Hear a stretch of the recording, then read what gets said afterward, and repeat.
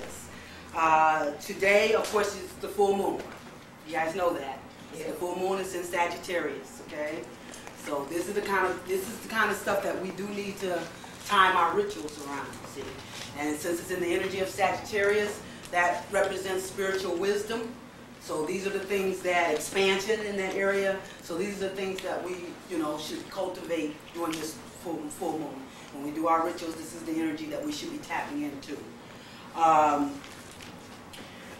We must understand that we must begin to rule with the authority of our royal spiritual lineage from the ancients of antiquity, the supreme energy from our universal perspective. We must first begin to acknowledge beyond doubt our heritage and then conquer our fears of failure. We have already qualified, or we wouldn't be at this juncture faced with such a dilemma regarding our fears. The spirits will guide us in overcoming those fears, those doubts, and yes, the guilt. We only need to open up to the guidance of the universal forces, which is a collective consciousness of righteousness governed by the laws of the universe. Our energy demonstrating this cause contributes to the creative completion of the cosmos. Fear is not even an issue in the grander scheme of things. Believe it, learn it all you can of the energies that represents our inheritance. We've already earned it. We have been forged by the fires of alchemy. We must believe, cleanse, or purify ourselves and act in accordance with these righteous principles. Then anything we believe we can be accomplished. But know that before we are successful, our hearts will be weighed against the weight of a feather, demonstrating the principles of Mayat. Incidentally, whenever a feather appears in your path, that is a gift from the spirits indicating your progress in this principle. Is that why I saw the blue just fell in front of my steps? Absolutely. Anytime one falls in your path, that's a gift from the spirits. And that's indicating your progress on, how your heart is becoming purified. Okay? And to those principles of Mayat. Okay? So pick them up. And it says, we will be directed to relinquish the trappings of material desires. To sense the liberation of this is truly magnificent in its glory. Celebrate, because we are in a powerful time of fruition, and we are about to take the ride of our lives. This week we will begin to identify with the energies that represent our spiritual ancestors. We will be looking at the Egyptian philosophy to understand these deities. Okay? Now, one of the things that I did want to, I looked for last week, and I had read this before, but I looked to read it again last week because of a question that was asked, but I couldn't find it at this time. So I want to repeat this because it kind of puts an overall perspective on what I'm trying to represent here. It says, all is temporary in man except the pure, bright essence of universal soul. The sun. Man is its crystal ray, a beam of light immaculate within, a form of clay upon the lower surface. That beam is thy life guide and thy true self, the watcher and the silent thinker, the victim of thy lower self. So I just, if you can understand the full significance of what this is saying, it's still going back to what I've been saying all along about as above, so below, representing the dual principles that are unfolding here. So that's just a beautiful way of expressing it. We're going to definitely get into identifying the deities of the underworld now, because these are the deities that are that represent our ancestral energy. And I want to reiterate what I've been saying from the very first lecture series, is that when I'm talking about deities and I'm talking about gods, I'm really just talking about energies, principles of energies, So, understand that or overstand that, because we have to remove ourselves from that literal level of understanding. We have to be able to supersede the physical and start seeing everything in its fullness. And to do that, we must understand that we're talking energy principles, you know, not just on a singular level. See, anytime you want to deal with a spiritual, you're talking about a collective. Anytime you want to deal with an individual or the physical, that's what you're talking individual, you know. So that's that dual principle, you know. So whenever we're talking physical, we're talking an individual. Whenever we're talking spiritual, we're talking a collective. And so when we're talking about principles of energy, we're talking about collective consciousness, you know, principles of collective consciousness, okay? The first material I want to read out of is from the Hermetic Magic. And I just want to get you familiar with these deities of the underworld, because these are the deities that are our ancestral lineage, okay? Let's see.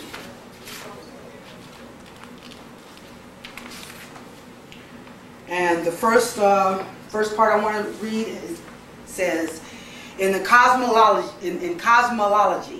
of Heliopolis, let's see, the first entity, Atum, the All, gave birth to the first cosmic pair, Shu, space or air, and Tef, nut, moisture or water, through a masturbationary act of creativity. This pair then gave birth to Osiris, Isis, Set, Nephthys, and Horus, the elder. In the earliest times, the Egyptians faced the south for ritualistic purposes. The south is the direction from which the rising waters of the Nile come. This must have been the source of life of the earthly kind in any event. We know they originally faced south because the Egyptian word for north meant back of the head, while those for east and west are left and right, respectively. In later times, this became a true orientation when the increase of the importance of the sun in Egyptian cultic life, the ritual direction was changed to the east. So it really, when you're performing your rituals, then it is really the south, okay?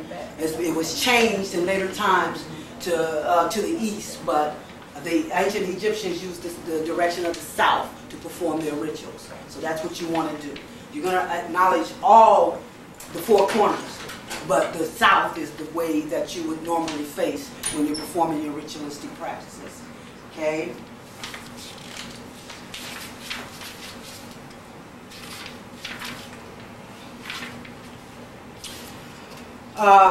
It says, these doctrines must be activated through the highest form of operative work of which you are capable. After this has been done, you must begin to create your own personalized doctrine based upon your operative and experiential work. Then and only then can you begin to teach your doctrine and thereby truly understand it yourself. So what we're saying here is, or what the text is saying here, is that the doctrines that the ancient Egyptians followed, you know, learn as much as that as you can. Learn about as much as that as you can. But as you begin to absorb that into your subconscious, then you will begin to form your own set of doctrines, your own set of practices, as you're led by your spirit to do that. There's no set anything. Because right now we're all trying to find our own individual godhood.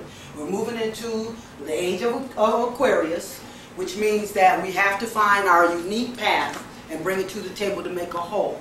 So there's not going to be one person to be able to tell you how to do that for yourself. Your spirit is going to be your best guide. Okay, that's just what that text is indicating. The ultimate aim is the creation of your own cosmology based on a particular synthesis of component elements. Okay, does that make sense? What we're trying to do is create our own universe, you know, our own internal universe that will correlate or fit in with the basics of the elements. See, so that's how you develop your own practices. You know, it's all about elements. It's all about nature. When you get in tune with that, then you're getting in tune with what you need to in order to come to a greater understanding.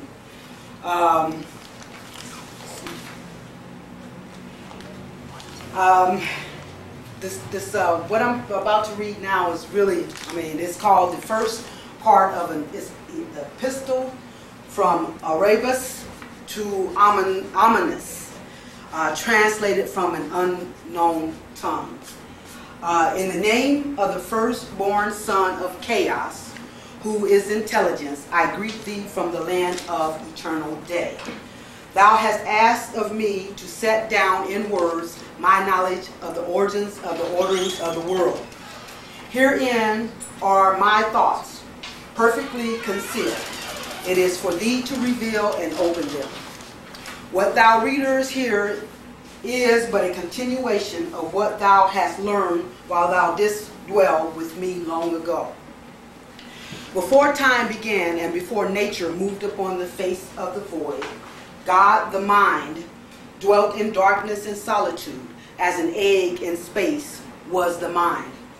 Even the mind knew nothing, for there was nothing intelligible. But at once the mind thought the first thought, and then there were two. Between these two, the mind, who is the bridegroom, and his bride, who is his thought, and whose lips drip with honey, because she is wise, did all intelligent things come to be. In their bliss, the mind and his thought, who dwelt with him, brought forth myriad offspring, though they knew them not. From the honey-sweet lips of Sophia, as the thought of mind is called today, sprang forth an eternity of circles, each one smaller and less like her than the preceding one. Though she knew not what she did, her creations gave her great pleasure. Thus were born the Archeans and their Aeons, which they govern and watch over and guard with ferocity. But when her creative pleasure had passed, there was born in her a burning desire to know what lay beyond. This desire was bequeathed to her by her bridegroom on their wedding night. This was her first gift, but his last will be the revelation she receives when they are reunited. Gifted with her burning desire to know, she set off into the created realms. As she entered each of the succeeding aeons, which had issued from her own lips, she expected to find the bliss she had known with her bridegroom, but found only pain and sorrow as she was violated and caused to suffer at the hands of each of the Archeans. With each of her violations, the aeon wherein she dwelt was filled with creatures and given shape and form. When her violation was complete, in one eon she was passed on to the next below. As she fell below the realm of her aeons, she reached the center of all, wherein there shimmered a heavenly water. In this water was reflected the image of the realm above, whence it came. In this vastness dwelled 12 creatures, who girded from without, and 12 who anchored it from within. And the second 12 are 7 and 5 in number. While on the earth, Sophia took upon herself a body, that she might come to know the ways of the earth. But on earth, it was little different from the way it was among the aeons. And in the earth, creatures were brought forth from her violations. Memory of her bridegroom had all but faded from her memory. But what she had of it, she imparted to her children, that they might be instilled with some measure of her gift of desire. And thus, when the concerns and the earth in this midst made complete through the suffering of the first thought. Now I could tell thee of the search of mind for his thought, and how he quested after her through the eternities of the ages, but that must wait for another day. Today, what thou must learn, however, is the shape of the cosmos as it is today. The realm of earth, where thou dwellest now, consists of 4 base elements. These are earth, water, air, and fire. A 5th ether connects these to the realms above, and to the heavenly forms of the base elements. Below the earth lies the infernal, or nether, regions, wherein chaos still reigns and Typhon is king. There are three chthonic realms: Hades, Erebus, and Tartarus. But above the earth stretches a great expanse of air. In this air dwell all manner of daemons. At the outermost reaches of the aerial realm, the earth is wreathed by a halo of aether, and in them dwells a host of 365 daemons. Beyond the ethereal realm, surrounding the earth, are 7 circles, each one outside the last. The first of these is inhabited by the moon, who is called the goddess Selene, whom the Romans call Luna. Then there is the realm of Hermes, or Thoth, whom the Romans call Mercury. Then there is the realm of Aphrodite, whom the Romans call Venus. Then there is the realm of the sun, who is also known as Helios or Ra, and whom the Romans call Sol. Then there is the realm of Ares, whom the Romans call Mars.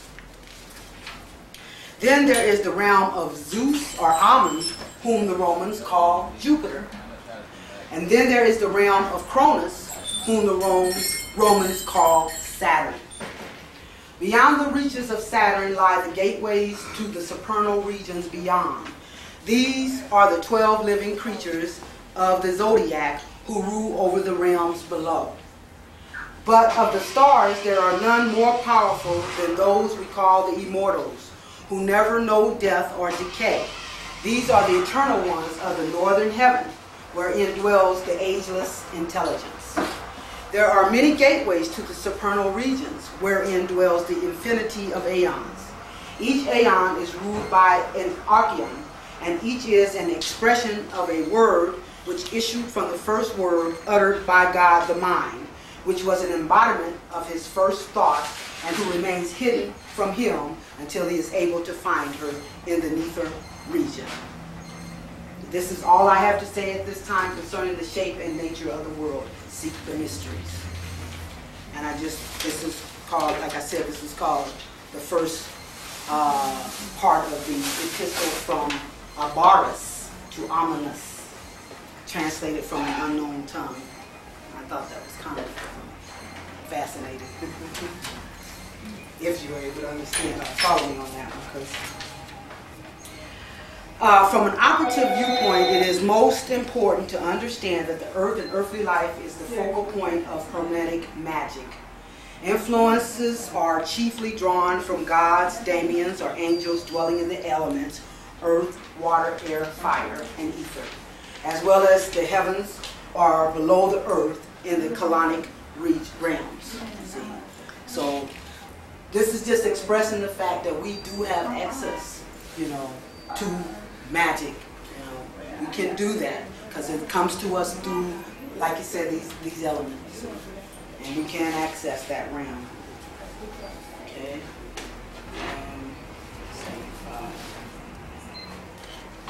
And I know that's what I've been telling you all along, but I want you to know that it's just not something that's coming from me. That this is information that we should be discovering.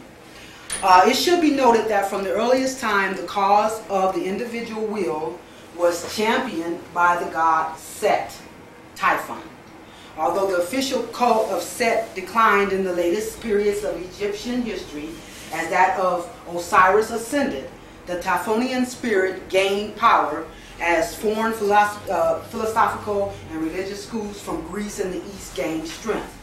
The chief organ of true psychic activity, that is thinking, feeling, and so on, is the heart. This is the innermost self, the seat of knowledge and reason as well as emotion. It is here that the intrinsic conflict between the assertion of the individual will and the right sense of cooperation with social complexes is played out. The balance and harmonizing of these was the task of the Egyptian eye. The outermost self is embodied in the tongue and is symbolized by the name Ren. Terms must frequently discussed as soul concepts among the Egyptians are the Ba and the Ka. In fact, these are not normally used by the living person at all, although they are present in life. They only become active after death. The Ba is the post-mortem body or soul, the life in death, while the Ka is the body double of the person. The Ka may, however, be activated in life through certain magical technologies. I've been telling you all along, we have the power within us to perform these things through rituals. And this is just a verification of that. Let's see. Now, this is the second part of the epistle from Abaris to Amanus, a Hermetic anthropology. I now continue on the topic of the character of the Anthropos.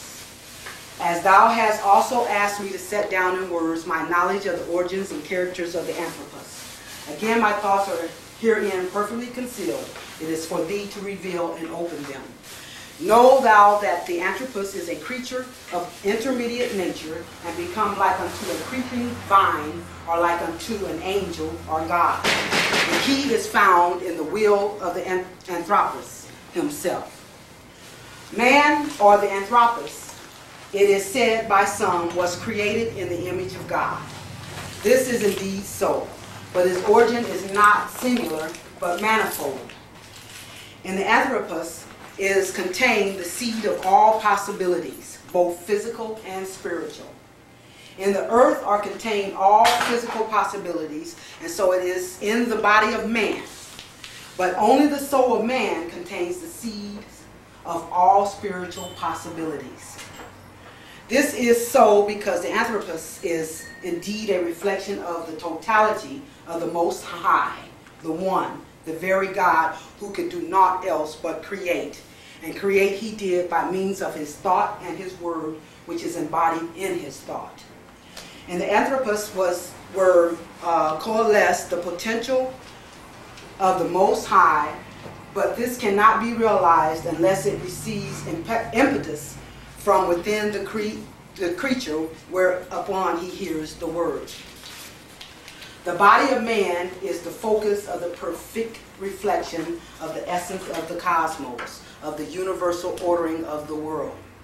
Man need not study the cosmos to learn its secrets, but by studying the body to which the soul is for a time wedded, he shall be able to know the mysteries of nature. The soul is wedded to the body now and again for a purpose. The purpose is revelation. In the body, there is a system of hidden affinities or correspondence, and between certain bodies, there are other hidden affinities and correspondence. So it is in the larger cosmos, so as it is in the larger cosmos. By knowing thy own body, thou canst know the cosmos. For as it has been said, that which is above is like unto that which is below. In the same way, the Anthropos, being endowed with a soul which originates in those realms beyond the physical universe and from beyond the stars, can come to know the realm of the spirit and the ethereal realms beyond the earth by coming to know his own soul. But before it can be known, it must be discovered. Having been discovered, it can now become the object of the inquiry of the will of the Anthropos, destiny of the soul.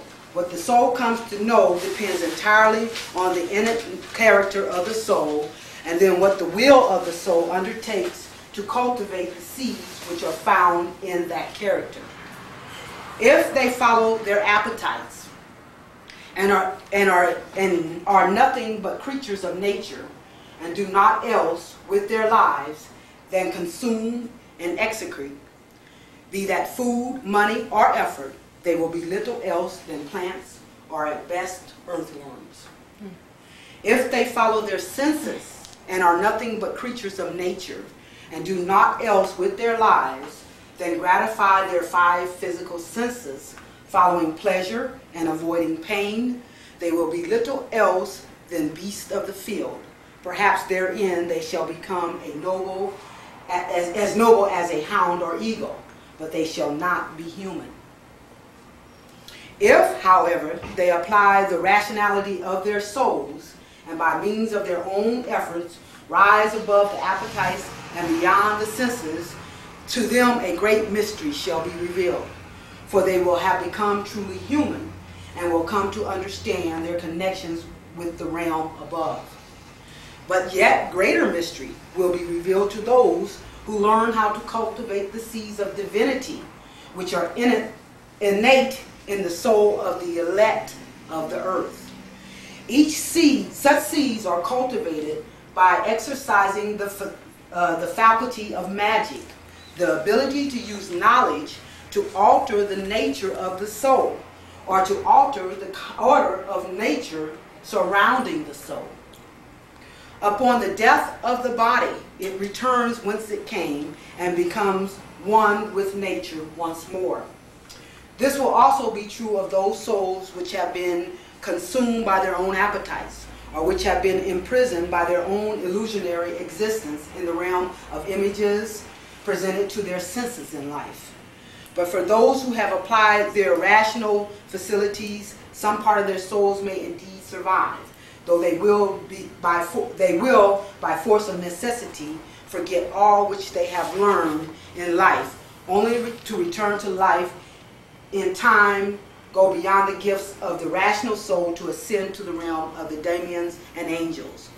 Only those who have life exercise the faculty of the divine and themselves become as one with an angel or daemon will be able to drink of the waters of memory, and thereby retain that which they have learned and developed of the divine in the time of life when the soul was wedded to the body. So there's different stages that you can ascend to, you know, and it depends on what it is that you allow to keep you from ascending. If you, like I said, if you're wedded to your own desires, I mean, you can stay on the level of the animals. You can stay on the level. You can stay on the level of the plants. You can stay on the level of the animals. You know, you can even stay on the level of the humans. But you have the power to ascend beyond that. You know, but that depends on what desires and what appetites you cultivate in life. See, so this is what this is. But we have the capability of going as far as we want to go, because as it mentioned here before, man is only in the likeness of, you know, the all, you know. So it's only a matter of the level that you want to stay in. Let's see, what, 284. The Egyptian idea of a god was itself rather abstract in some respects. The Egyptian word for God is neter. The plural form is neteru.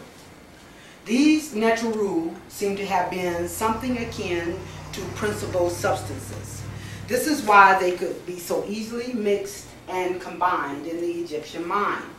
Whereas the Greek might have distinguished clearly between the God and the principle, of which the God might be a manifestation or image, the Egyptians recognized no division. Okay? And a lot of this is just kind of a reiteration of what I've been telling you. Now we're going to really get into most of the major divinities of the Egyptian pantheon made regular appearances in the ancient magical papyri. Thoth, I can never, I'm going to write it down. See.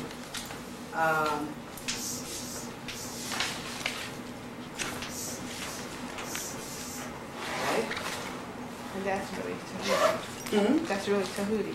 Yeah, Tahuti. And right here in the book, Hermes. Right. Okay. Okay. So Pronounce that for me again. Thought. Thought. Okay.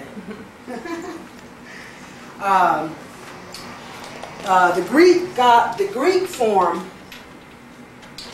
of this god's name is the label under which the whole philosophical and magical tradition of the Eastern Mediterranean is found. But it is likely that it is with the Egyptian neter that the root of the tradition is to be discovered. In the magical papyri, the name of Thoth appears in various forms and spelling. Each has its own philosophical power. The actual Egyptian form of his name is, I'm going to just write it down because there's no way I'll be able to pronounce this.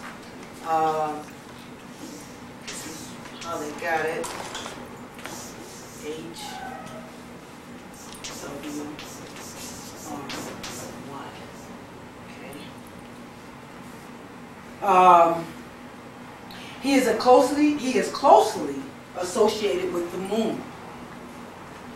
In the Hermopolitan cosmology, Thoth is clearly shown to be a god of intelligence and wisdom. He is the god of writing and of the magic of writing and of the spoken word. It is for this reason that the particular form of magic represented in the papyri is ascribed to him.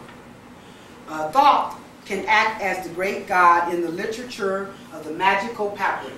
His name is found in workings designed to provide release or liberation, as well as to reveal hidden things. He is often invoked in conjunction with moon workings, and for victory or to retain the anger, or to restrain the anger of others. In Operation 42, he's equated with and called the soul of darkness. Okay? That's the information on him. You know, he, like she said to Hootie, you know, he was the one that was supposed to utter the first word, uttered the first words to cause the energies to form creation. You know, intelligence. So then we have Ra. Here they have it with the E, and in parentheses they have S, Helios.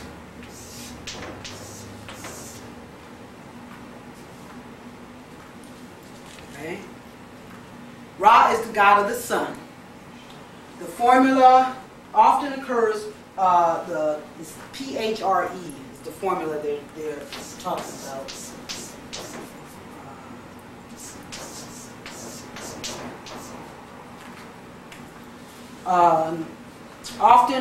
Occurs quite often in the ancient magical papyri. This form of the name of the Egyptian sun god Ra was a definite article attached, meaning therefore the sun. This is the name of the god in the later periods of Egyptian history. In ancient Egyptian theology, Ra is the creator god, the first of the gods. He is called Atum as the setting sun and Ra at midday. The disk, or better said, the orb of the sun is called Atum. And the reason why they have so many names, each name represents a characteristic, see? So, you know, so that's why you get so many multiple names. That's just because it's such a vast concept. It has to be broken down into characteristics. And each characteristic is given a name. So that when you want to evoke a certain characteristic for a certain purpose, you will call on a certain name that best embody the characteristic, you know, of these deities. That's why you have to start thinking in a holistic way. That's why we can't limit ourselves to the idea of this one, you know, one particular, you know, we have to supersede the literal, the details, and be able to think of things in a conceptual way, you know, because it's bigger than just one detail.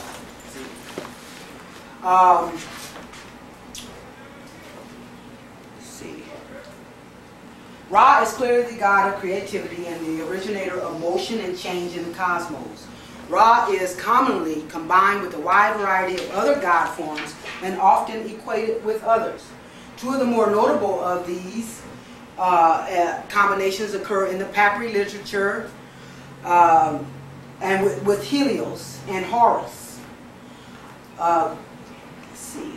Ra, as he usually appears in the magical papyri, is a sovereign figure of centralizing and general magical force. Obviously, the image of Ra was rehabilitated through later contact with the astro-philosophical view of the Greeks, who viewed Helios as the sovereign of heaven. If Thoth, Hermes, is the synthesizer of Hermetic tradition, Ra, Helios, is the symbol of the focus of that synthesis. You understand what was said just then? In other words, this is the energy that is put out through the thought or the intelligence, you know, is focused and filtered through the entity that represents the sun.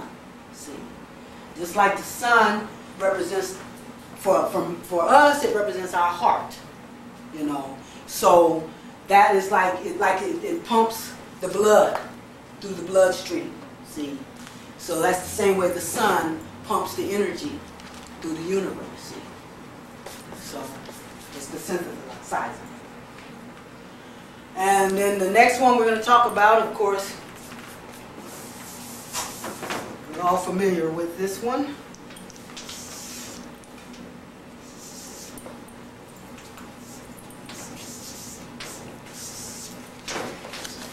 Osiris.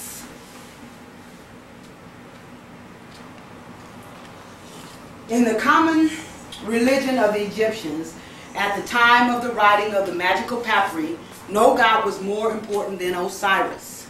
This dominance is not reflected in the ancient papyri, however, since not only foreign gods, but also diverse intra-Egyptian religious fractions, such as those of Thoth and Set Typhon, were even more strongly represented. The name of Osiris generally appears in the Greek form in the old papyri as Osiris. The actual Egyptian form of the name is, I'm going to write this one down. It's, Osar. yeah, this is where they got it here. USYR. Various magical forms of the name obviously derive from Various magical forms of the name obviously derived from originally Egyptian words or phrases, are incorporated as magical formulas in the papyri. See, Osiris the Beautiful. In the ancient Egyptian pantheon, Osiris eventually became a sort of supreme god. But this development was slow and never quite complete. Oddly enough, Osiris was originally a foreign god imported from the Semitic world at an early date. His chief function involved the agricultural cycle of birth, life, death, and renewal. In this capacity, he also became a god of the underworld and of the dead, himself a sort of deified mummy. Magically, Osiris is usually connected with the underworld or the world of the dead. The clearest example of how Osiris functions in the magical text is found in PGM, which I don't know what that means. This is an operation to restrain or banish things. There, the magician is told to engrave his desire on a lead plate from a cold water channel, and to do this late in the evening or in the middle of the night. The plate is to be tied to a cord and thrown into deep water. The text written on the plate commends the matter at hand over to Osiris to deal with. It is an interesting development of Osiris. His name comes from the Egyptian Usar, Hapi, a combination of Osiris and Apis, who is the lunar bull of the West or of the underworld. Tradition has it that what's that? Some of these words, I am having trouble getting a pronunciation of P, T. What's that? Is that Ptah? No. Ptolemy? Yeah. Ptolemy. Okay. That's it. Established the worship of Serapis as a god of the underworld, which both Egyptians and Greeks could worship in common. Okay. That's Osiris.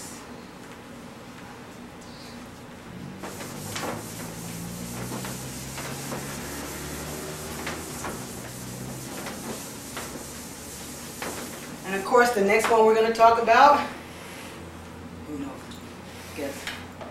I'll say it. Us.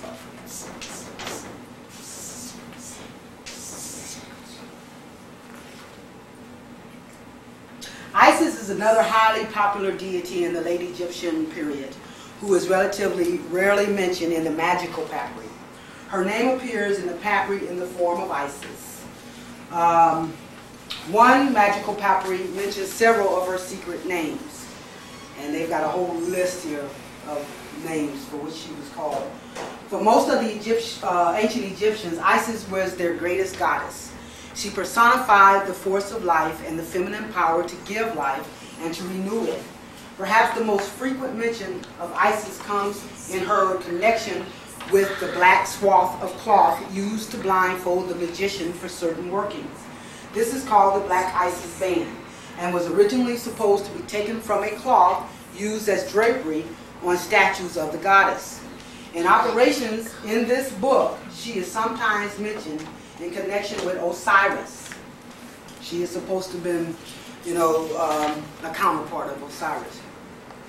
She is connected to the star called Sothis, the rising of which signals the annual rising of the Nile, the full moon, and it is mentioned that the Agathos, Damien, permitted her to rule the entire Black Land.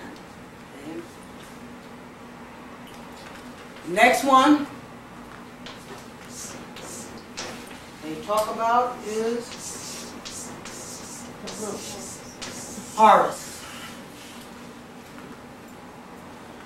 There were, of course, two distinct gods in the Egyptian pantheon called Horus. One was among the most ancient of the Egyptian deities, Horus the Elder. The other was the son of Osiris and Isis. Horus the Younger, in the latest period, the two were identified, at least by the Osirians. The symbol of both was a falcon. In the papyri, the name of Horus commonly appears as Horus the Elder or Greater.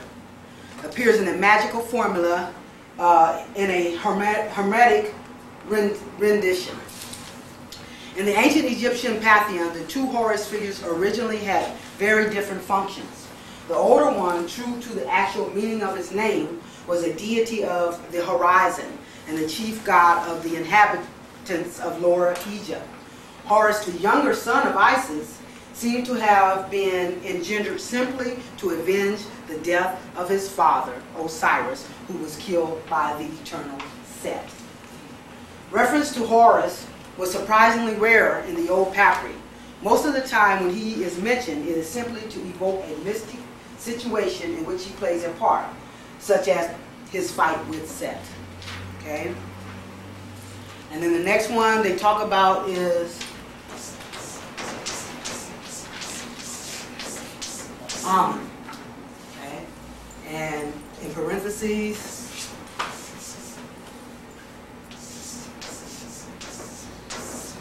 Zeus.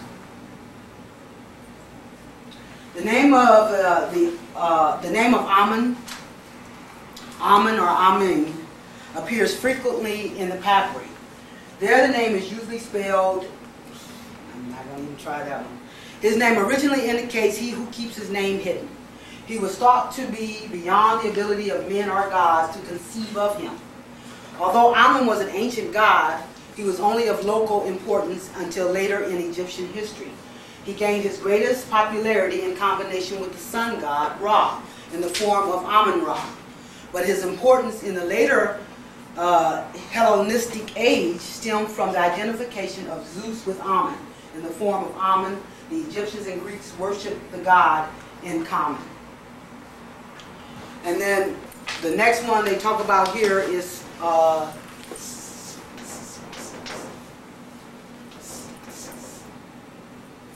Sekhmet.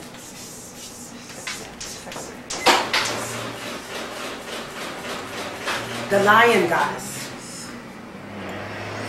Sekhmet makes only rare appearances in the old papyri. For example, in operation number 23 of this collection, one of her esoteric names appears.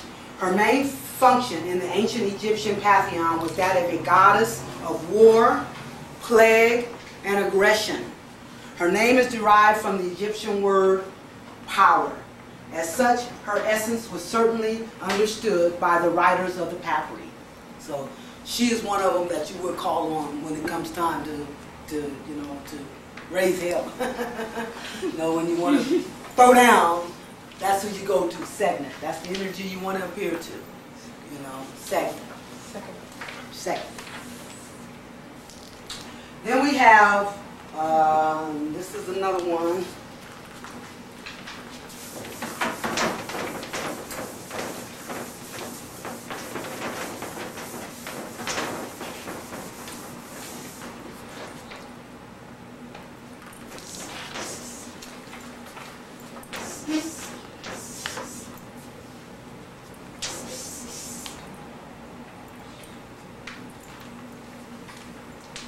Anybody want to try that one? Which one? Oh, canoe? This one? Canoe. Oh, yeah, this is the end here.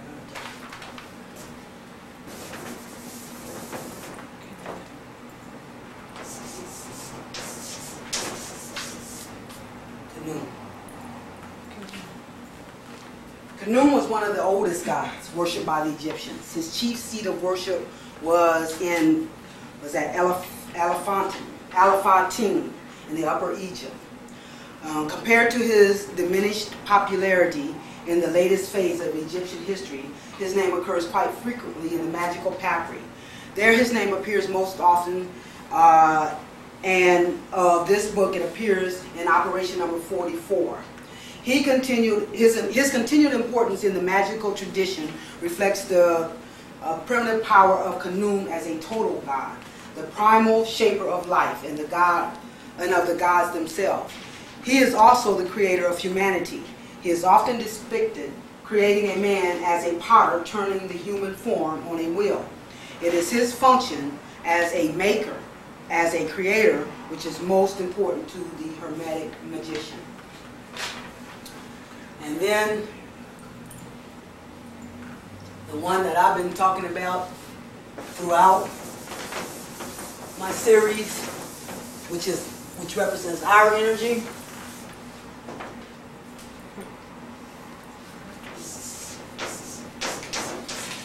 Set.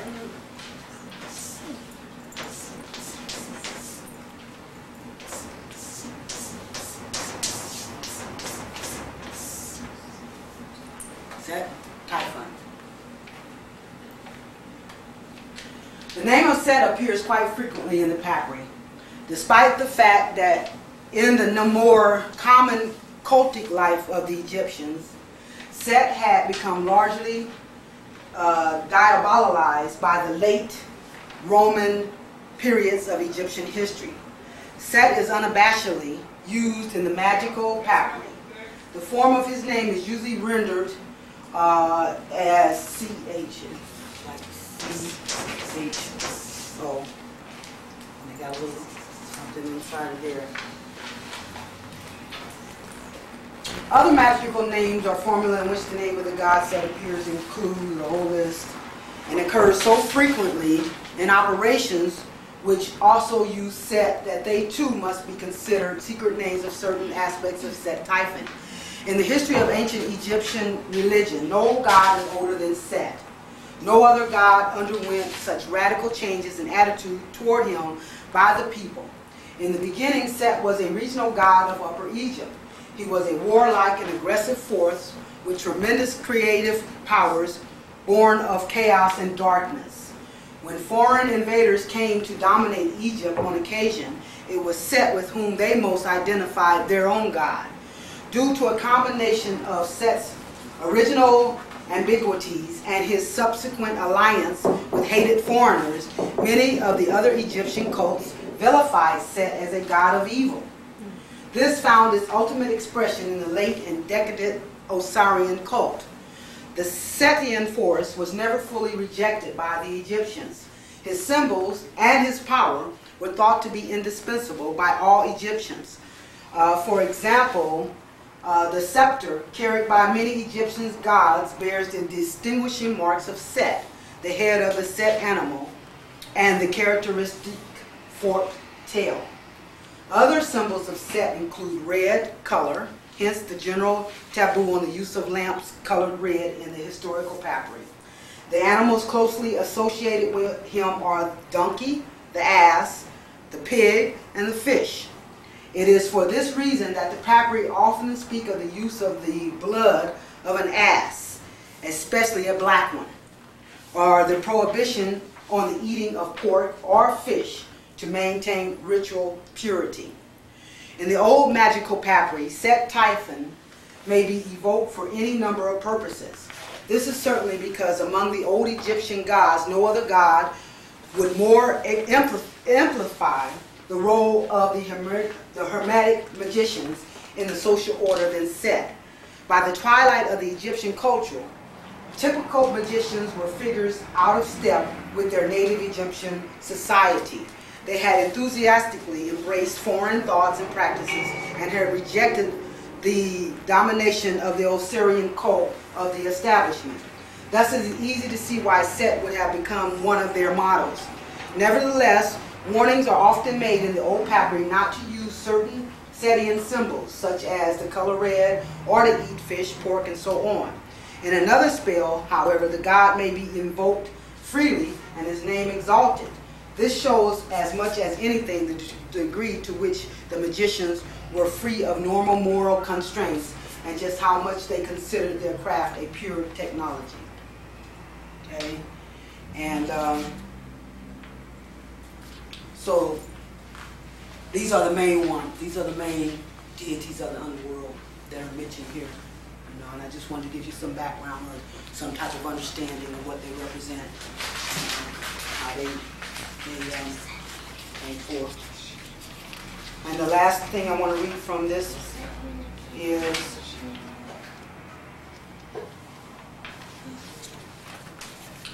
generally, the ancients believed that the magical arts were things that must be revealed to humans by means of some divine communications in the first instance, and then something that had to be carried on along secret lineages from their point forward in time.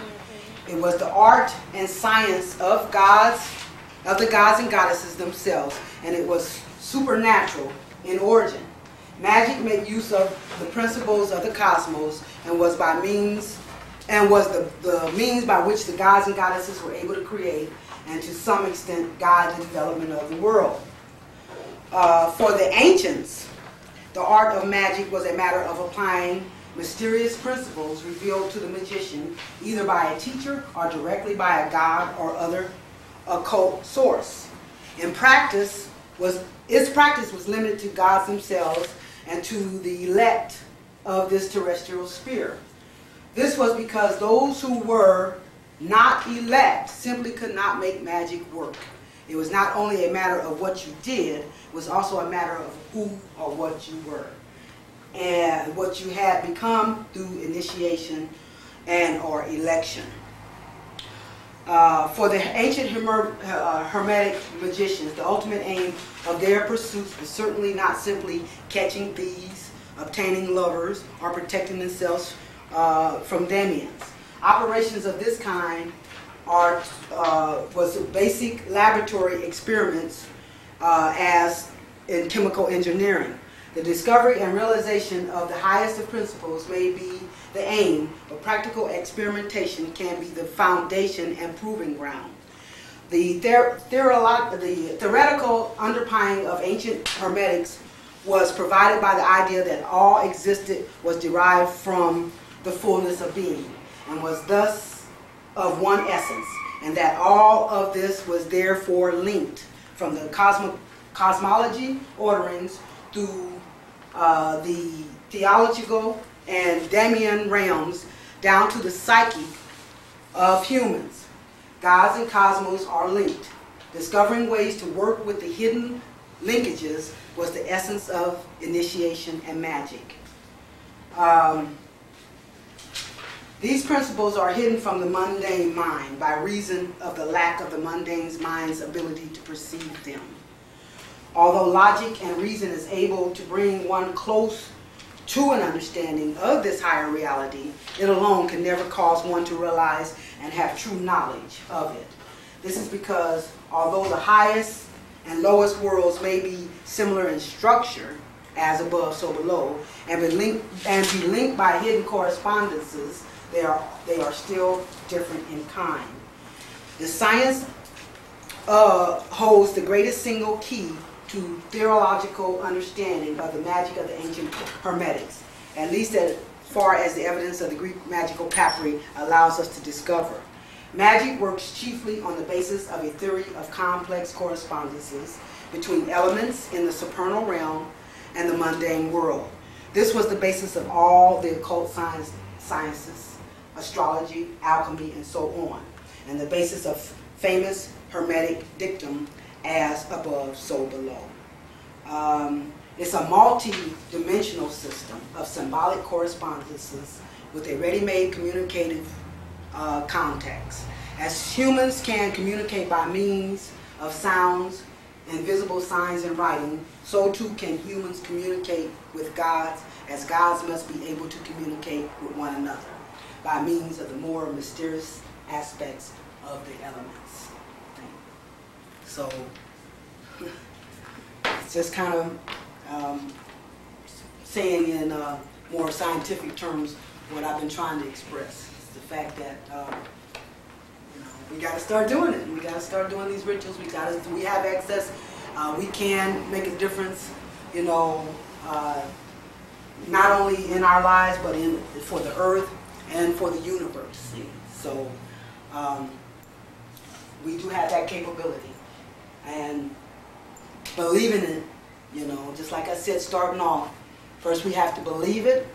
Then we must cleanse or purify ourselves and act in accordance with these righteous principles. And anything we want to do, anything we want to perform, we can do. We can do. So when I talk about cleanse and purification, I'm talking about we're going to have to tear down these old ideas about what things are, how things are, what we've been programmed to believe, and start, accessing another realm, or a reversal, as I've been saying. We have to reverse our understanding, in order to become full and holistic. Yes? Someone told me when I was studying about that, it's better for us, because everything is vibration, that we should learn the actual way that our ancestors pronounce those. Like, for instance, Horus would be Haru, because it vibrates within us. And everything, has vibration, so we give life to it. And when like if you say, help me out. Me help you, all right. If you say, I've been making if you say Horus, or you're like giving credence to and helping to keep their thing alive.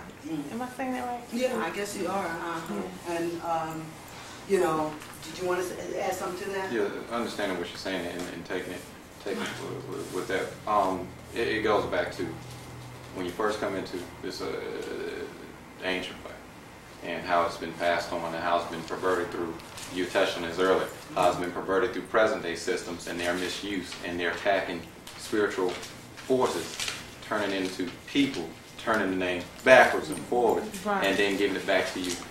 So in other to words, turn into a reconnection, you have to go back to the ancient to way. empower it. We have to Empower empower yourself. ourselves by Right, and you giving can use it through the like for ancient way. instance, when you say Isis, it's really us. Us. And Horus would be her rule. Yeah. But the key thing is, like she said, though, before we can, we You have to to do learn it. it. You have to relearn it. We have to Yeah. relearn it, and at the same time, before we start really using it, we have to cleanse, purify, and holistic, and begin to become one with that holistic thing before we get back into it. Because ancestral energy and spirit, those things look at us as now disconnect. So now we have to cleanse, purify, holisticize. Well, I'm saying Intake. that at least we need to be aware of that it exists in another form. Yes. The essence of this is that in the time that our ancient ancestors have been here, they are not. Because in the process of 2160 years that we have to go through one sign, reincarnation previously was like from 100 to 200 years for each person. So now the karma has been erased and we no longer have to reincarnate. So we are making our new karma now. Right. So when you are praying to the ancestors, you're praying to yourself. Right. Because you have reincarnated.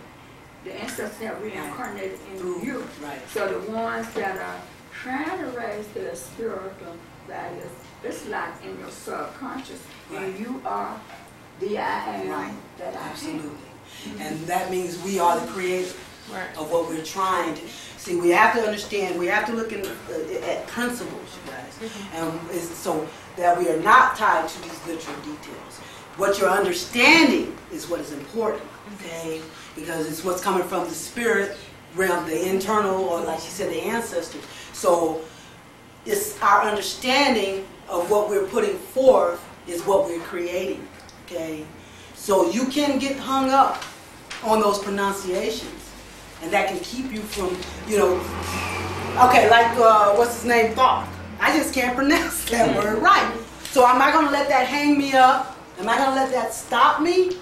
You know what I'm saying? It's not a matter of how I'm pronouncing it. It's the essence of what I'm, trying to put out with that. It's the energy. But what I'm saying is, I'm not so much saying get caught up in how it's pronounced, but I'm saying basically knowing that it's yours and to bring an empowerment within yourself. That's right.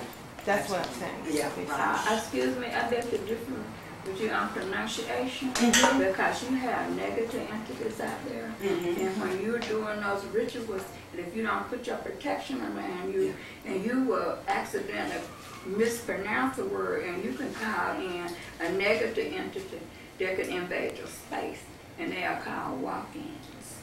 So, the pronunciation here is very necessary. Yeah, well, yes. So I have a question. You said that set it represents our energy. Can you explain that? Oh, okay. From the beginning of my lecture series, Yeah, I missed something. yeah, I've been making a connection between Set, who is now we know as planetary Saturn, okay, as our energy, okay. I've done this by, various texts. I've read out of this book here, Set, who was the first son of the Great Mother, and how they connected Set to the black energy and all of this. Representing the planetary Saturn, which is the planet that represents limitations, obstacles, oppressions. It also represents the colors brown and dark brown. I'd have to almost go through a whole, 2 series to really, give you the chronological, steps I have taken us to understand that this does represent our energy and the fact that it's an energy that we have to identify with. As far as the earth goes and the perspective of the earth, it is the supreme energy. From our universal perspective, that is the supreme energy, okay?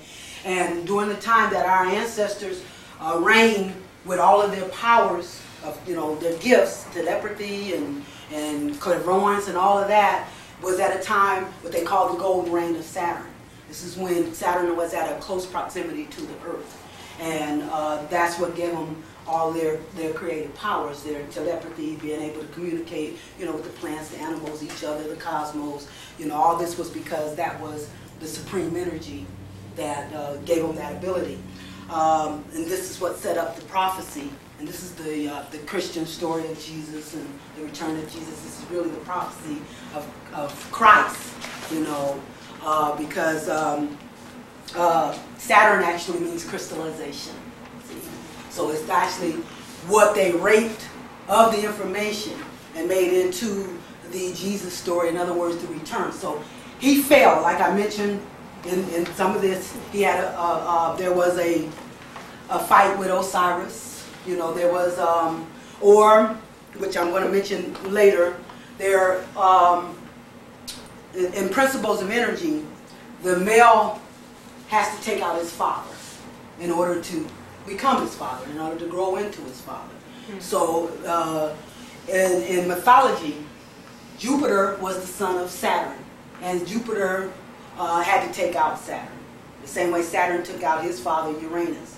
These are just symbolic reasons as to what caused Saturn to fall, or what put Saturn into exile. See? But and now Saturn is not as close proximity to the Earth as he was with our ancestors when they had the golden rains, when everything was just, one season, and, everything was just blissful for them. It's like he went to this far little dot in the sky. But that only set up the prophecy for him to return. But he represents our energy because our ancestors reigned in their magnificence, in their glory, but now, and it's all part of an alchemical process. Because we are becoming the gods, the creators. And as I've said time and time again, the white man screwed up his powers and he screwed up the world. If we screw up our powers, we'll screw up the universe. So we had to undergo this alchemy process in order to be able to step into our rule, or our righteous rule. And all that is amplified by the story of Saturn. Okay? Is that okay? As it's the supreme energy for this, that is the energy that's talked about in the Bible, the Father energy. I've got plenty of material up here that expresses the creative energy of the Earth. See, Saturn. So, but that is the energy that represents us, and that is what we got to do at this time. Return to that source of energy, and as we rise, so does Saturn. Rise again, just like our ancestors are coming back, like Gladys has said. So, any other questions? The next material is the Serious Mystery. Now, this is a book. This is a book that that is a must. Okay, everything is in here. Everything. Who is that by? This one is Robert G.K. Temple. Was Earth visited by intelligent beings from a planet in the system of the star of Sirius? Sirius. This is the star system attributed to where our ancestors come from. Okay. There's Sirius A. There's Sirius B. And the one that we identify is with Sirius B. Okay. About the middle of the last century, an astronomer was looking rather hard at Sirius over a period of time and got annoyed because it wasn't sitting still. It was wobbling. He had a difficult time figuring this out, but he finally concluded that an extremely heavy and massive star going around Sirius could make it wobble that way. The only trouble was that there wasn't any large star going around Sirius. Instead, there turned out to be a tiny little thing going around it every 50 years. And so Sirius came to be called Sirius A, and the little thing became Sirius B. Okay? Sirius B was at that time unique in the universe as far as anyone knew. Over 100 of these things have now been actually seen scattering around the sky, and there are many thousands more which we cannot see even through our modern telescopes, because they are so tiny and their light so feeble. They are called white dwarfs. Okay? white dwarfs are strange because although they are feeble, they are strong. They do not give out much light, but they are fantastically powerful gravitationally. On a white dwarf, we would not even be a fraction of an inch high. We would be flat, pulled in by the gravity. You see, the big star that was necessary to make Sirius A wobble turned out to be a little thing, but it still had to be as massive and heavy as an ordinary star of much more enormous size. It is, in short, a star so dense and closely packed that it's not even made out of regular matter. It is made out of what is called degenerate matter, or super dense matter, where the atoms are pressed together and the electrons squashed. This matter is so heavy that it cannot be thought of in any familiar terms. There is nothing in our solar system, to our knowledge, comparable to this stuff. But physicists have considered it theologically. In this century, we are making some progress toward understanding it. Okay. Let's just set the groundwork.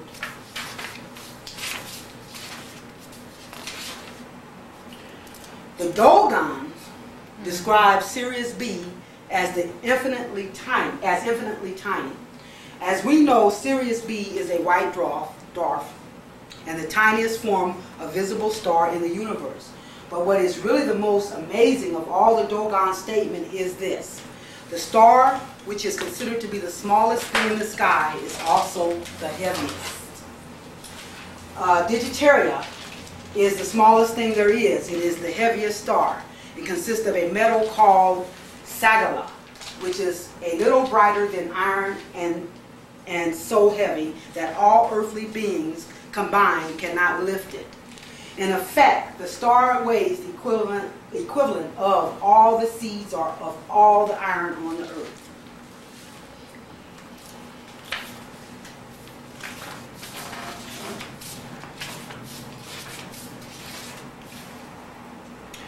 The throne or counterpart of Osiris, and it is very probable that originally the same concept underlay both names. Osiris, as the husband Isis, was identified with the constellation Orion. Okay?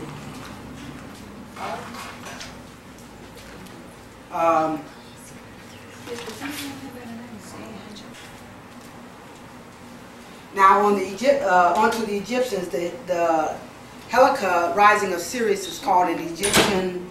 Let me see. I can't pronounce that. We offer the suggestion. I don't know if anybody can. SPD. It's just spelled SPD.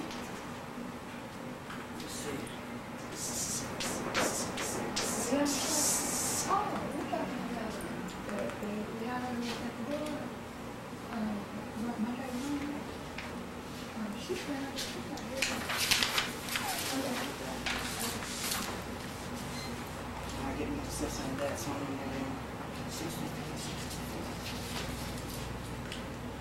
Okay, the sister goddess of Isis, who is called Nephthys, represents a possible description of Sirius B, the dark companion star that described a circle around Sirius. For we have just seen that Isis was identified with Sirius quite precisely by the Egyptians. So, on the subject, okay, what we're talking about now is, I know it seems like I'm skipping around because really what I'm trying to do is connect some things. I guess they'll come together as I move along, so try to bear with me on this. On the subject, after referring to the view, we're going to move to Anubis, okay, which is Anubis, Ampu, okay, Anubis. After referring to the view that Anubis was born of Nephthys, although Isis was his reputed mother, he goes on to say, by Anubis, they understand the horizontal circle, which divides the invisible part of the world, which they call Nephthys, from the visible, to which they gave the name of Isis. And as this circle equally touches upon the confines of both light and darkness, it may be looked upon as common to them both. And from this circumference arose the resemblance which they imagined between Anubis and the dog, it being observed of this animal that he is equally watchful as well by day as night. This description could be taken to be one of the Sirius system. It clearly describes Isis, whom we know to have been identified with Sirius, as the confines of light and the visible. And her sister Nephthys is described as being the confines of darkness and the invisible. And common to both is the horizontal circle which divides them. The horizontal circle describes perhaps by the orbit of the dark companion about the bright star. So what we're trying to do is make a comparison. See, we're talking about counterparts of energy here, you know. And when I first mentioned the fact that went on to talk about the first four deities, which was Isis, Osiris, Nephthys, and Set. And see, they always equated Nephthys and Set as companions as they equated Osiris and Isis. One represents the light or the visible, the bright. The other represents the dark or the invisible, the unseen power. See? So this is the principles of what everything revolves around. And the reason why they're mentioned in this circle that divides the dark from the light and Anubis, because he was common to them both, see. And he was actually the son of Nephthys, but people knew him as the son of Isis because, you know, they could not view Nephthys. They didn't know anything about Nephthys. That was the hidden power. Nephthys is also the one associated with Sirius B. Isis is the one associated with Sirius A. Okay? So what I'm trying to get back to is the hidden power, the heavier power. The most powerful beings are the ones that are not visible, you know, which, like I said, we're equating to that Saturn energy, which, you know, is also equated to the Sirius energy, which is equated to Nephthys, which is the counterpart of Set, just as Osiris is the counterpart of Isis.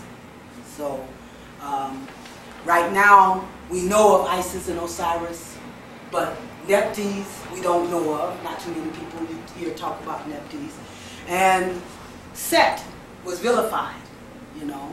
Like we said, if he represents the planetary Saturn, which a lot of people have equated, you know, with the devil, you know, with, so this is just to give you an indication of the reversal, you know, of what is being projected as to what the actuality or the reality of the situation is. In other words, if we identify with that energy of Set and Nephthys, then we are identifying with the hidden power, the unseen power, you know, the truth, the power, you know, that is hidden, that is dark. Yes. I thought of something. I always like to do this, to play around with it a little bit, to make it even base level to understand. You're taught, you're programmed to love God, whole heart, and all that stuff, right? You see where I'm going with this? Right. Taught to know God, even though you really don't. Right. But you're taught to know. Right. Okay, programming that. Right. Now, the transitional, deeper understanding of this is taking it and understanding the devil. Yes. Right. Absolutely. And taking it, just to understand what that is. Absolutely. What makes it so powerful. Because if it's so evil, then why you put it this high as this. Right. Taking it to a deeper level. Right. And we did get more into that in the last series. We did get more in the fact that everything has been reversed. See? Everything has been reversed. Everything, our concept of what really is, has been reversed so that we believe the opposite of what is real. See? And now that is what time it is. It's for us to redefine our own reality. See?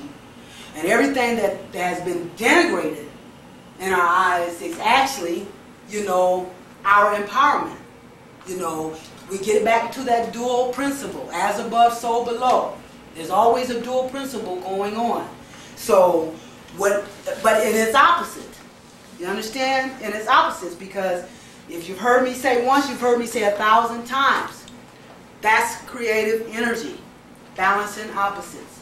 Takes two halves to make a whole. That's creation.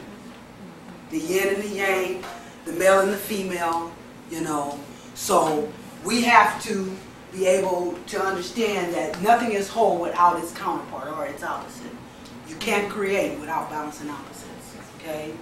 So as we see the light or the visible, there is an invisible or the dark. But they are opposites, but they come together to make a whole. And so what our reality is now is that everything is about, like you said, the God and the heaven, you know. But now we have to come to understand the gods of the underworld, the dark, see, to make that whole, to make that completion. And this is the one that we most identify with, you know, as the black people or dark people, you know. So the devil, as we've been programmed to understand, is really, you know, us. Yeah, really us. So Set was vilified, and no one knew anything about Set Nephthys. It was all Isis and Osiris. But you know what? Some stuff that I read that Isis and Osiris, they were twins, and Nephthys and Seti was twins. Right. So in the twins, Seti became Satan, and Osiris became God. Absolutely. And because both of them, they were you know, right. Twin sisters and brothers. Right. That's absolutely right. That's the material I've gotten And too. they married each other. They married each other. That's right. Right. Isis married Osiris to her twin brother. And then they say that the Anubis that I mentioned, he was the son of Nephthys by Osiris. Okay? So this was one of the things that initiated the war between Set and Osiris. Well, you know, that was a story about when about the semen between Horus. Go ahead. And Seti. Okay, so he was supposed to to climb to the throne. So he's supposed to have put his seed. You know, he was supposed to rape Horus and put his sperm. So he said, if he could find out that his sperm, and then he would become God. So Horus went he drugged him. And then he went and put the stuff on the left, and he ate the left, and Horus didn't want him. And see, you're gonna find a lot of a lot of stories. You know, Parables. Parables. But and when I started saying we're talking energies now, we're talking principles, right? Yeah, not people. So this is to amplify, so you can hear a lot of different stories on how it happened, but you're supposed to understand the concept behind what is being told you. So, and the reason why is because you can gain something from each story, but it's making the same point. See? And this also trains you in a more of a holistic way of thinking, because like I said, everything has been given to us on its opposite now. And so now we have been programmed to really think literally, details, These details are going to hang us up. It's going to keep us from opening up. If you, are afraid to approach the bigger picture because you don't understand all the little details that apply to it, you'll never get there. You'll never get there, So, that's just like how we got into all of this, of course, was through astrology. That's just like the two signs, Virgo and Pisces. See, those are opposite signs. Virgo is about details, the meticulous details. See? Where Pisces is opposite sign is more about a faith understanding, Okay. Oh, okay. No. I will have to change the name. Okay. The numerology chart. Okay. So it's just a matter of, you understanding that everything is about opposites, and we've been programmed to operate purely from the physical perspective. The opposite of the physical is the spiritual. Okay. So now you guys have heard me talk a lot about that fixed cross of August 11th, 1999. That signified a reversal of the energy rotation. For those that haven't been here before, what I'm talking about is on August 11th, all the planets were set up in the 4 fixed signs of the zodiac, which is called the fixed cross. And that fixed cross represents the 4 fixed signs of the zodiac, which is Taurus opposite Scorpio, which is Leo opposite Aquarius. It's even in the Bible. I read passages where they had a symbol of it in Ezekiel with this cherubim with the 4 faces. One was the face of a man, opposite the face of the lion. One was the face of the oxen or the bull, opposite the eagle. This signified that fixed cross of August 11th, when that reversal of energy was to have occurred. It signaled the reversal of the energy rotation from the physical to the spiritual. And what we have to do is get in tune with that, because Mother Earth is trying to become a sacred planet. See? And in order to become sacred, that means she has to start activating the laws of the universe, which are the principles of righteousness, which is exhibited by all 12 signs of the zodiac. And if you leave one of those principles out, then you're an aberrant entity. You're going up against the grain of that influx of the spiritual energy. And that's why the earth is breaking down. It's going through its degradation, because it's going up against the flow of the energy now that's in its spiritual rotation. And as I was starting to say, the signs Pisces and Virgo, Pisces represents the spirituality of things, the faith understanding of things, where Virgo represents the details, the meticulous details of things. One, is without the other, is an aberrant entity. It's not working in its fullness. When you put the two together, then is when you have the whole. See? So you have to take those meticulous details and give it a faith meaning in Pisces, a full spiritual meaning in Pisces. So the whole astrological chart demonstrates this principle, starting with the first sign of Aries, which is the warrior, opposite Libra, which is the peacemaker. See? So if you use the Aries or warrior energy on its own, then you have havoc. But if you connect it with its opposite, the sign of peace, Libra, then you have a warrior for justice.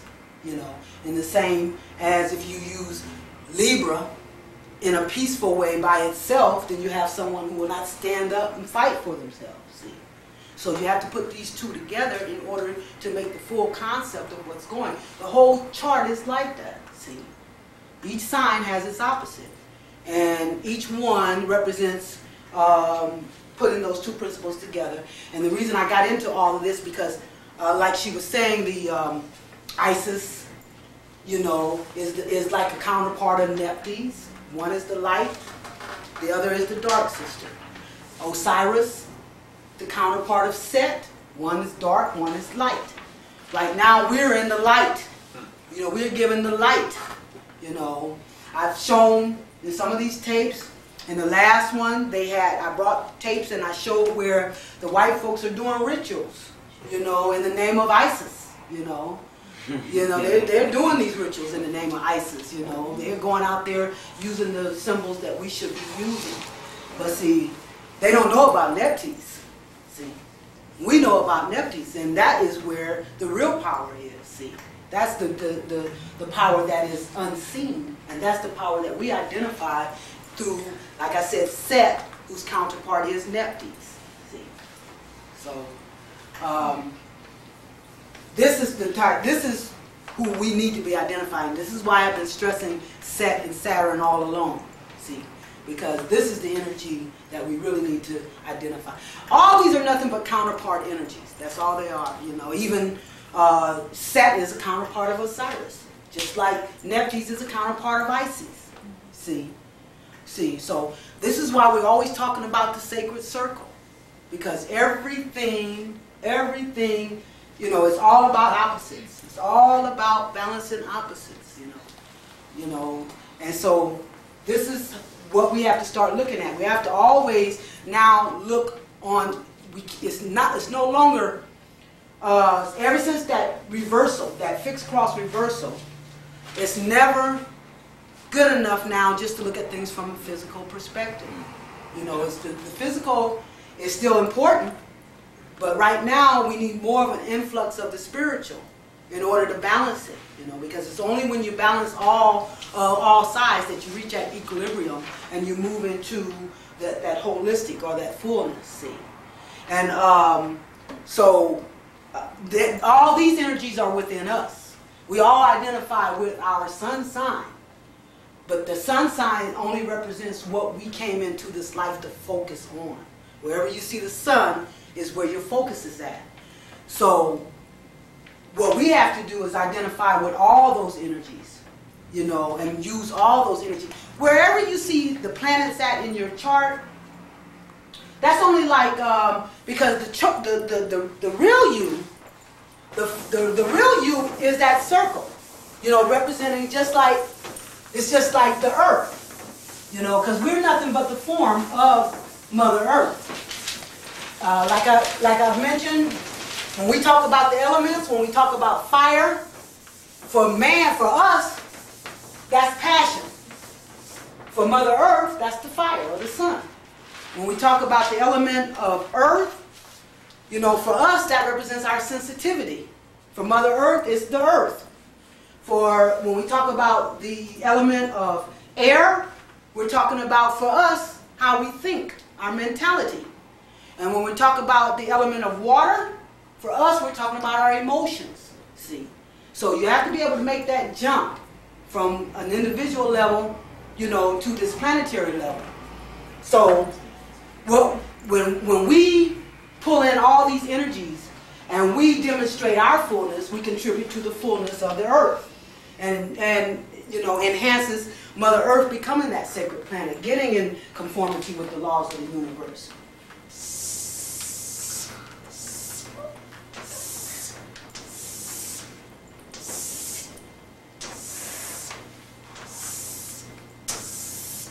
Okay? And this is the Aries. That's the first house. You know, this is Taurus, Gemini, Cancer, Leo. This is Virgo, Libra, Scorpio, Sagittarius, Capricorn, Aquarius, and Pisces. Okay? This is the first house, second house, third, fourth, fifth, sixth, seventh, eighth, 9, 10, 11, 12. This is the chart. When you look at this, you're looking at the wholeness of it as the individual. Okay? Now you may, like my sun is in Capricorn. So when I look at my chart, I'm going to see my sun sitting up there. So I identify my sun as the energy of Capricorn. That's what I came in this life to focus on. And wherever you see, like my moon sign is Gemini. So you'll see, you know, the moon in the energy of Gemini. You know, and each planet represents a part of who we are. So wherever you see those planets located in your chart, it is really just, you're just getting extra schooling there. That's guidance. You know, that's showing you some lessons you need to learn in this life. And it's helping you to access those energies so you can learn those lessons. But the real thing you need to look at is this whole, you know, which includes all the energies, which includes all the planets, you know. You just got certain planets sitting in certain areas because you need to come to some more understanding in those areas, see. So what happens is that your internal planets, you know, work in correlation with the transit planets, what's in the sky today. And they interact at certain angles, causing certain interactions or certain energy vibrations. See?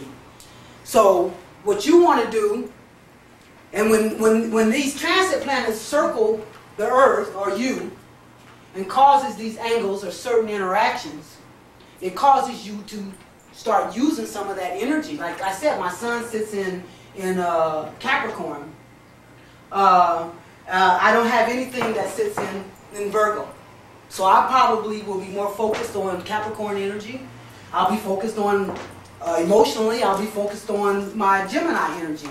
But there's nothing here to give me any access to the Virgo energy.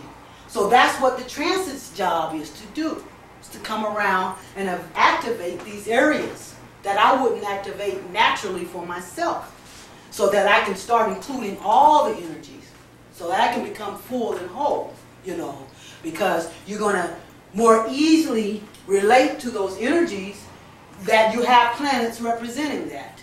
You're going to more easily relate to those things. But you're going to have to pull all the energies in you. And so what you won't naturally do for yourself, that's what the transit planet's job is, to make you full and whole and bring all those energies and make you operate with them all so that you can become full and whole. See? So, you know, so and the reason I did this too is because, like I said, all of them, now you have Aries, the warrior, Libra, the sign of peace. You have Taurus, which represents growth, opposite Scorpio, which represents death and rebirth. You have Gemini, which represents understanding, learning, facts, details, opposite Sagittarius, which is philosophical thinking, you know, understanding things, you know, on a deeper level. And you have Cancer, which represents the mother, or the maternal energy, opposite Capricorn, which represents the paternal energy. This is your home. This is your house of the home. This is your house of the public. See? All these will represent opposite. Then you have Leo, which is represented by the sun. See, and each one of these signs, you know, has a planet, like Mars for Aries, you know, Venus for Taurus, and you got Mercury for Gemini, you got the moon for Cancer, the sun for Leo, you got Mercury again for Virgo, and Venus again for Libra, Pluto for Scorpio. Wherever you see your Scorpio energy, wherever you see your Pluto energy, that's where your power is at. That's your most powerful planet, you know. So when you want to identify where I'm most powerful at, you know, look and see where your Pluto fell, what sign, what house. You know, if you want to, or where Scorpion energy fell, that's intensity, emotional intensity. And then you have Sagittarius is Jupiter, Capricorn is Saturn, Aquarius is Uranus, and Pisces is Neptune. And each one of these represent a part of who you are. You know, Mars represents your aggression. How do I fight? You know, and Venus represents how do I love? How do I relate? What is my materiality? The moon is your emotions. You know, Mercury is how you think. Wherever you see Mercury at is how do I think? What, you know, what sign? What house? What energy is it in? And then you have, like I said, the sun represents what did I come into this life to focus on. It's what's being highlighted. And then Mercury, Venus, then Pluto is the regenerative energy, the overall change in life. Jupiter is your fortuitous energy, where I'm most confident at. You know, where do my fortunes come from? Saturn is your challenger. It's, you know, how am I going to be limited and restricted so I can overcome, you know, and be able to accomplish. And Uranus is your revolutionary energy. You know, how am I unique? How am I different? You know, And then Neptune is your spirituality. See, so you look at each one of those planets and you understand a basic part of who you are. And see, whatever sign it falls in will tell you the method that it works. And whatever house it falls in will tell you where it unfolds in your life. The first house is your house of personal action. Second house is your house of values. Third house is your house of understanding. Fourth is your house of the home, of your heritage, of your roots. This is where you want to access your ancestral energy. Whenever you want to get into your ancestral energy, you look for Cancer. You use the Cancer energy. If you see Cancer moon coming up or a Cancer sun, that's the best time to deal with your ancestors. You understand? Everything about the earth is going to be represented on this chart. You know, so you have to understand what these energies represent so that you know how to pull in what, you know, when you start doing your rituals, when you start tapping in and directing those energies. See, that's you come to an understanding of that. And then, you know, so this whole chart represents that whole individual. And all those energies are represented in there. And we have to use all of those. We have to use all those energies and all those planets. The fifth house is your house of identity, children, and it's your house of pleasures. You know, what is pleasurable for me? You know, when you look at in your fifth house, whatever sign and whatever planet falls in there will give you some idea of how you get your enjoyment of life. How you deal with your children. If you want to understand what's going on with your children, look at your fifth house. Whatever is affecting your fifth house will tell you what's going on with your children. See? You look at your sixth house for health and service. You look at your seventh house for your partnership and marriage. Whatever traits, whatever sign fall in your seventh house is the type of partner, the traits you want to see in your mate. See? Your eighth house is your house of bonding, you know, coming together, you know, joint resources. The ninth house is your house of expansion. That's the house where you do the long-term traveling, your deep, wise thinking. And then in the 10th house is your house of the community or the public. And the 11th house represents friends, groups, and aspirations. And your 12th house is your subconscious.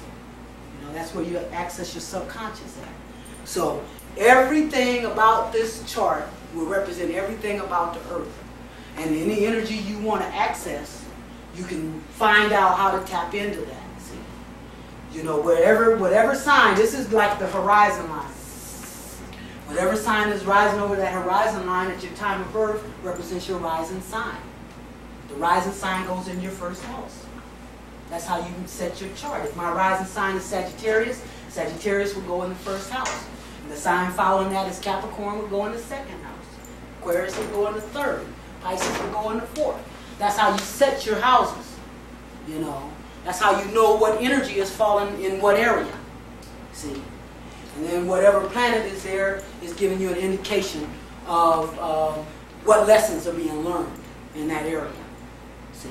So the planets is what's influencing you. The signs is the method or how. And the houses show where it's unfolding at for you in your life. So yeah. if your horizon sign is the Aquarius, it would start off in Aries? Is that what you're saying? If your rising sign is Aquarius, that would go in the first house. And then the sign that follows that would be... it would go into Aries then, right? The first house being Aries. Yeah, it would go into... Let me see. What you're seeing here is a natural, what you call a natural chart. Okay? This is like an earth chart, you know. This is where they would naturally fall, okay? But your chart wouldn't, you know, but your energies wouldn't fall, you know, unless you have a Aries rising, which I do. I have an Aries rising.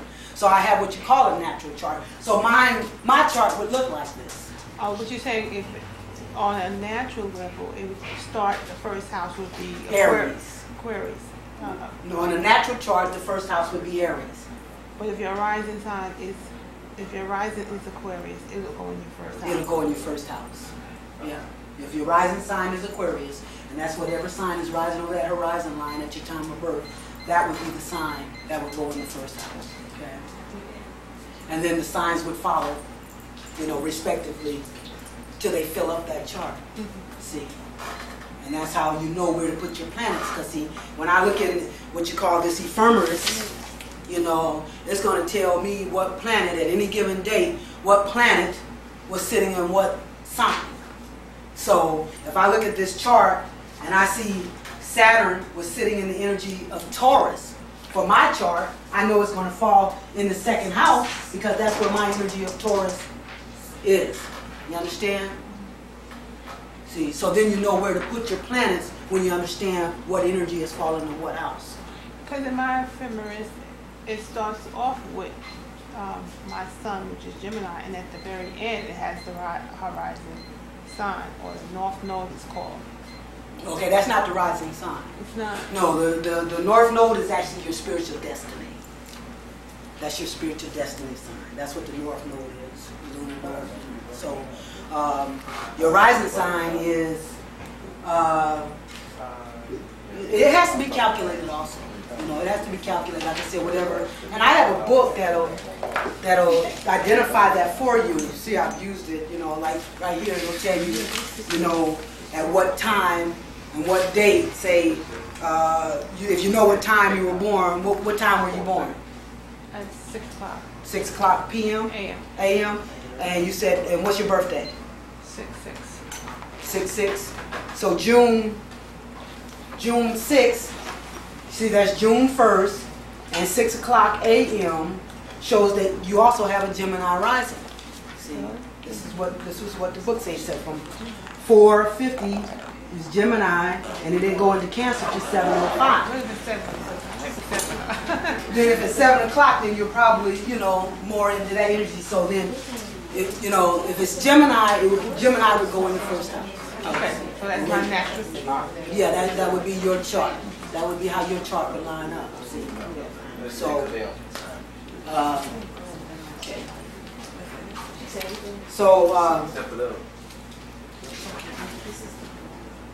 I just, you know, so I guess with me talking about these, I mean, I'm a lot deeper than, you know, I have to go back and start reviewing. And, because this information is a lot deeper than where we had to go back to here, you know. But in order to really understand where I'm at here, you probably need to understand where we've been with all of this, see. And I guess how we got this up here was in my expression of opposition.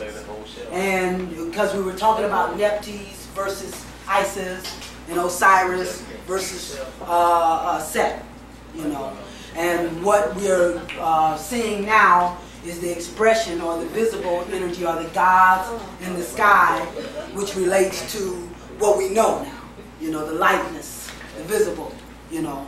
And see, in our first class, we had equated Jupiter with Zeus, which is the white folks' god, you know.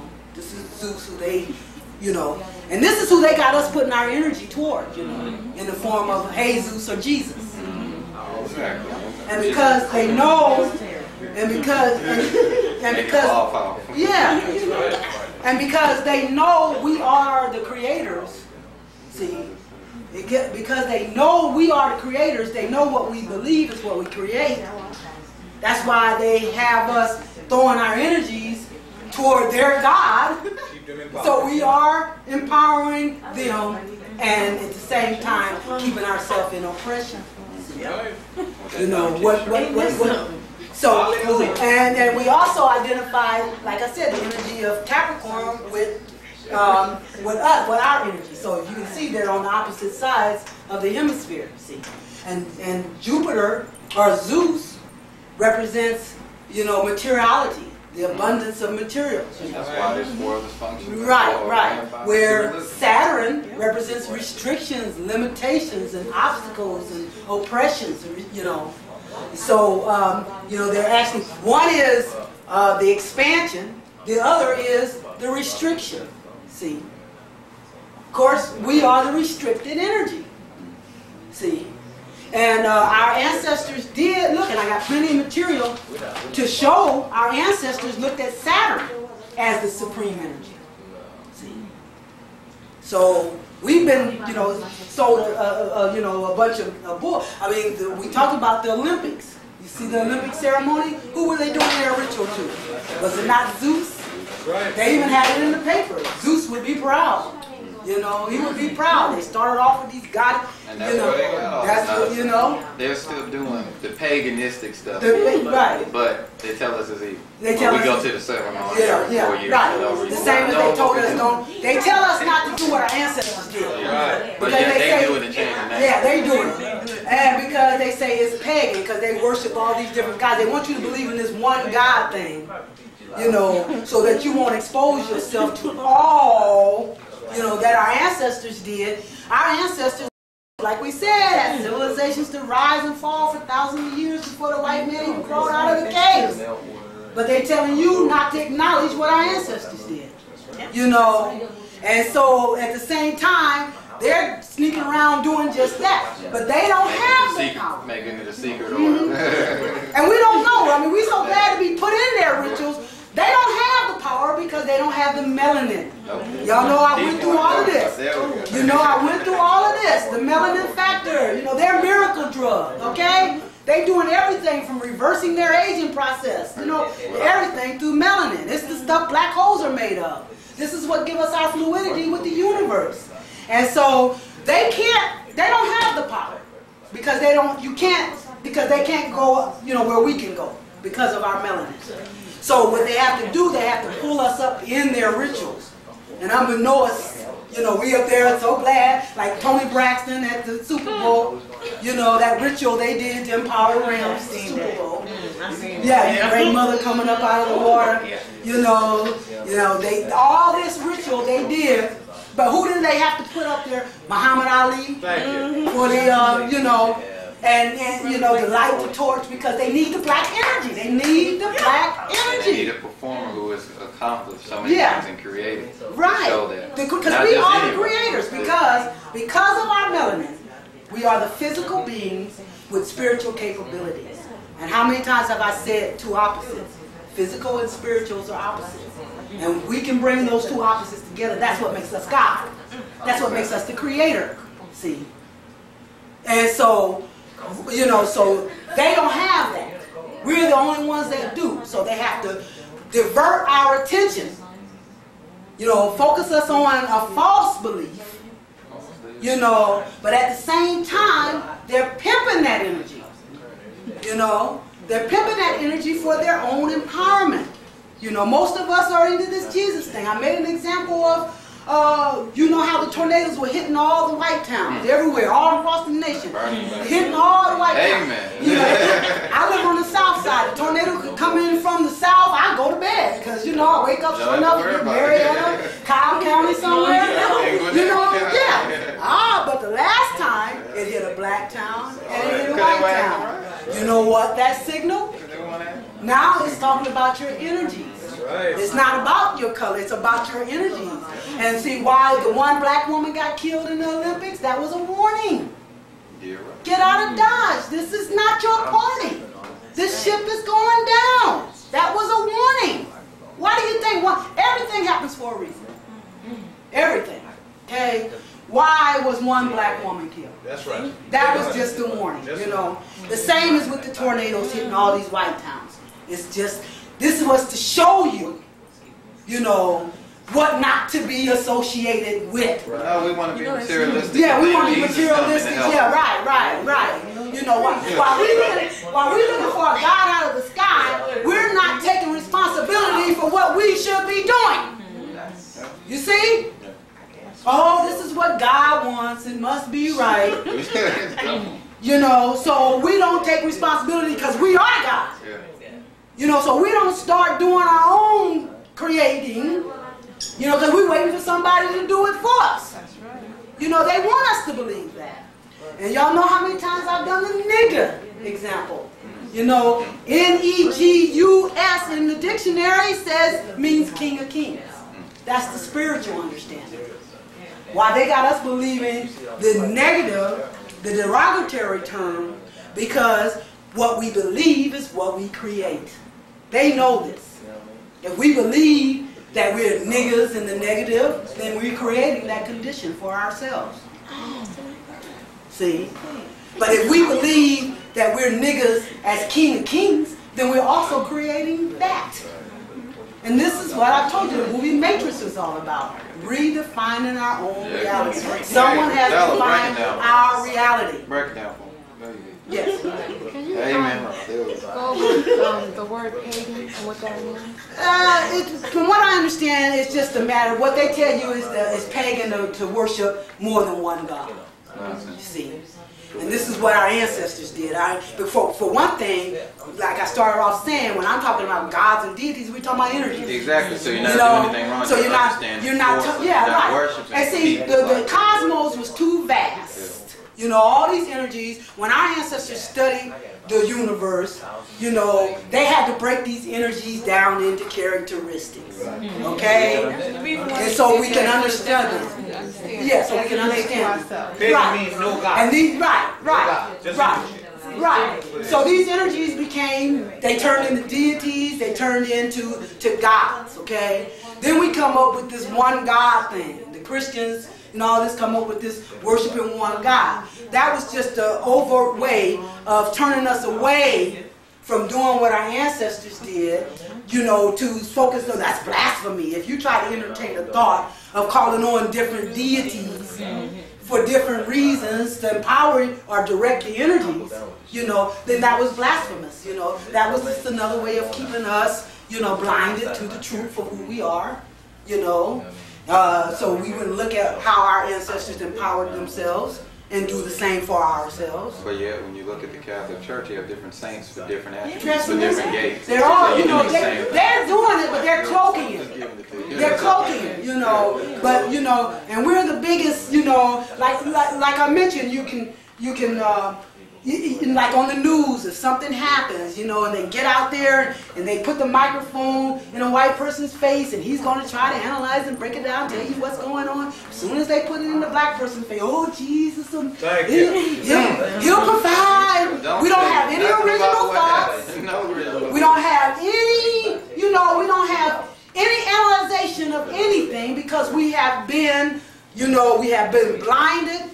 You know, we have been purposely misled so that we will not come to that understanding, because once we do, because we're so powerful, you know, that it's only going to take a remnant, as you have heard spoken of in the Bible, for us, a remnant of collective consciousness. Because remember, when we're talking spiritual, we're talking collective. So we're saying that even a small collective consciousness of our energy can supersede a mass of their energy.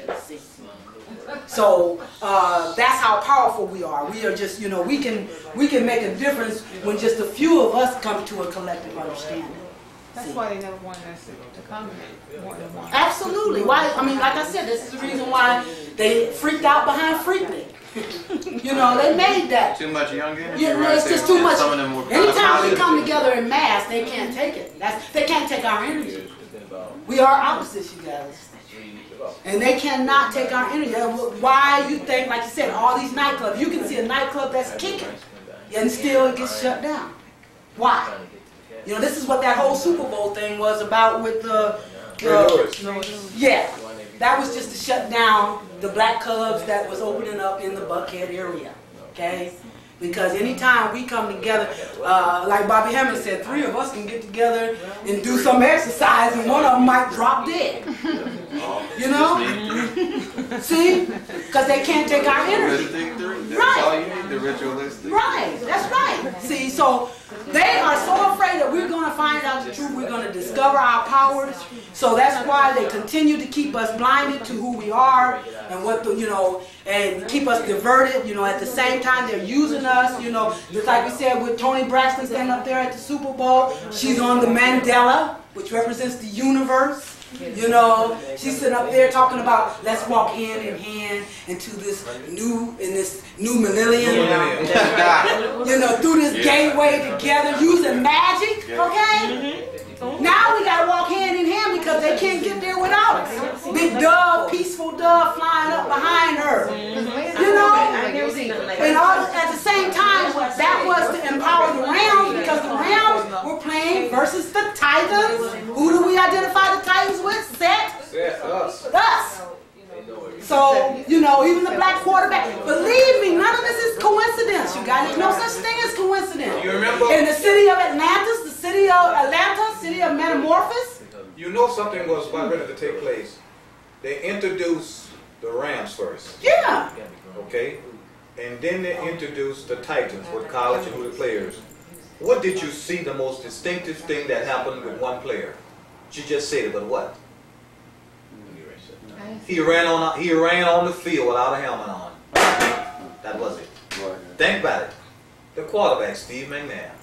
And all kind of stuff. Even during their halftime ritual, they had the drummers come out in realm hats. Right. When I see him, I said, "Oh, something else." Yeah. Something else. And then they had this. Now you know, during the Super Bowl, you're gonna put your best, your newest commercials on, right? They had a Ram Dodge truck commercial on.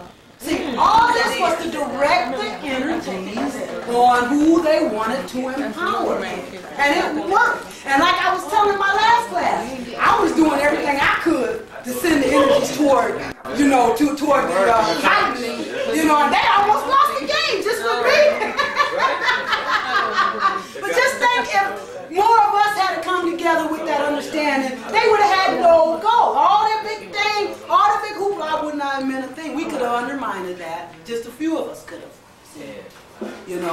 So we have that power. That's why I started off reading Hermetic Magic and establishing our connection with the deities of the underworld and letting you know how these deities were worked in order to work magical principles. See.